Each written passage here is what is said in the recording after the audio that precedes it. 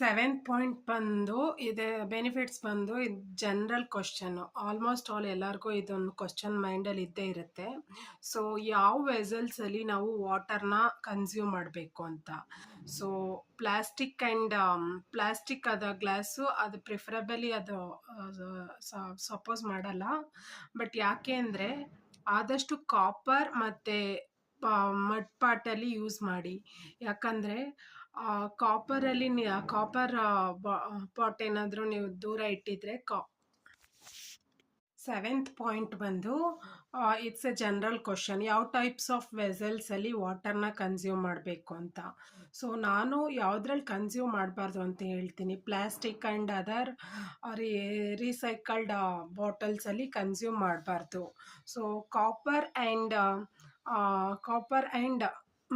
Mud ಪಾಟಲ್ಲಿ ಕುಡಿದ್ರೆ ತುಂಬ ಒಳ್ಳೆಯದು. ಕಾಪರ್ ಏನಾದರೂ ನೀವು ತೆಗೆದಿಟ್ಟಿದ್ರೆ ಯಾವುದಾದ್ರೂ ಕಾಪರ್ ಬಿಂದಿಗೆನ ಅದರಲ್ಲಿ ನೀವು ವಾಟರ್ನ ಸ್ಟೋರ್ ಮಾಡ್ಕೊಳ್ಳೋಕ್ಕೆ ಟ್ರೈ ಮಾಡಿ. ಯಾಕಂದರೆ ಕಾಪರ್ ಬಿಂದಿಗೆಯಲ್ಲಿ ನಾವು ನೀರನ್ನ ಹಾಕಿದಾಗ ಕಾಪರಲ್ಲಿರೋ ಕಂಟೆಂಟ್ ಬಂದು ನೀರಲ್ಲಿರೋ ಟಾಕ್ಸಿಕ್ ಐಟಮ್ನ ಡೆಸ್ಟ್ರಾಯ್ ಮಾಡುತ್ತೆ. ಆವಾಗ ನೀರು ಕುಡಿಯೋಕ್ಕೆ ತುಂಬ ಹೆಲ್ಪ್ ಆಗುತ್ತೆ.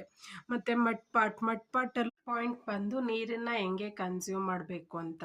ನೀವು ಬಿಫೋರ್ ಫುಡ್ ಅರ್ಧ ಗಂಟೆ ಮುಂಚೆ 1/2 ಲೀಟರ್ ನೀರು ಕುಡೀರಿ. ಇಲ್ಲಾಂದರೆ ಆಫ್ಟರ್ ಫುಡ್ ಅರ್ಧ ಗಂಟೆ ಆದಮೇಲೆ 1/2 ಲೀಟರ್ ನೀರು ಕುಡೀರಿ. ತಿಂಡಿ ತಿನ್ನಬೇಕಾದ್ರೆ, ಆದರೆ ಡಿನ್ನರ್ ತಿನ್ನಬೇಕಾದ್ರೆ, ಮಧ್ಯಾಹ್ನದ ಊಟ ತಿನ್ನಬೇಕಾದ್ರೆ 2 ತುತ್ತು ನೀರು ಕುಡಿದ್ರೆ ನಿಮಗೆ ಬಾಡಿಗೆ ಏನೋ ನ್ಯೂಟ್ರಿಯೆಂಟ್ಸ್ ಅಬ್ಸಾರ್ಬ್ ಆಗೋದಿಲ್ಲ. ಸೊ ಇಂಡೈಜೆಷನ್ ಆಗೋವಂಥ ಚಾನ್ಸಸ್ ಇದ್ದೇ ಇರುತ್ತೆ. ಸೊ ಇದೆಲ್ಲ ನಿಮ್ಮ ಬಾಡಿಗೆ ಡ್ಯಾಮೇಜಸ್ ಆಗೋವಂಥ ಹರ್ಟ್ ಆಗೋವಂಥ ಥಿಂಗ್ಸು ಇದರಲ್ಲಿ ಇರುತ್ತೆ. ಸೊ ನೀರನ್ನ before some hour and after food some hour ಕುಡಿಲೇಬೇಕು. ಸೊ ಇದು ಒಂದು ಬೆನಿಫಿಟ್ ಆಗಿದೆ ನಿಮಗೆ ಈ ಥರ. ನೆಕ್ಸ್ಟ್ ಪಾಯಿಂಟ್ ಬಂದು ಹಾಟ್ ವಾಟರ್ ಕುಡಿಬೇಕಾ, ಕೋಲ್ಡ್ ವಾಟರ್ ಕುಡಿಬೇಕಾ, ವಾರ್ಮ್ ವಾಟರ್ ಕುಡಿಬೇಕಾ ಅಂತ.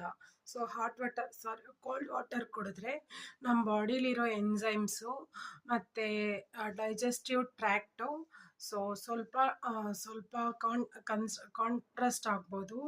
ಯಾಕಂದರೆ ಕೋಲ್ಡ್ ವಾಟರು ನಮ್ಮ ಎನ್ಸೈಮ್ಸ್ನ ಬೇಕಾದರೆ ಸ್ಟ್ರಕ್ ಮಾಡ್ಬೋದು, ಅಲ್ಲೇ ಸ್ಟಕ್ ಮಾಡ್ಬೋದು. ಸೊ ಈ ಚಾನ್ಸಸ್ಸಿಂದ ಕೋಲ್ಡ್ ವಾಟರ್ ಪ್ರಿಫರಬ್ಲಿ ಬೇಡ ಅಂತಲೇ ಹೇಳ್ತೀವಿ. ಸೊ ಹಾಟ್ ವಾಟರು ಬೇಡ, ಅದನ್ನು ಸ್ವಲ್ಪ ಹಾಟ್ನೆಸ್ ಅದು ಡಿಸ್ಟ್ರ್ಯಾಕ್ಟ್ ಮಾಡ್ಬೋದು ಡೈಜೆಸ್ಟಿವ್ ಸಿಸ್ಟಮ್ನ.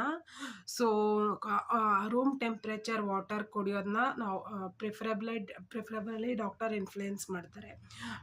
ಅದು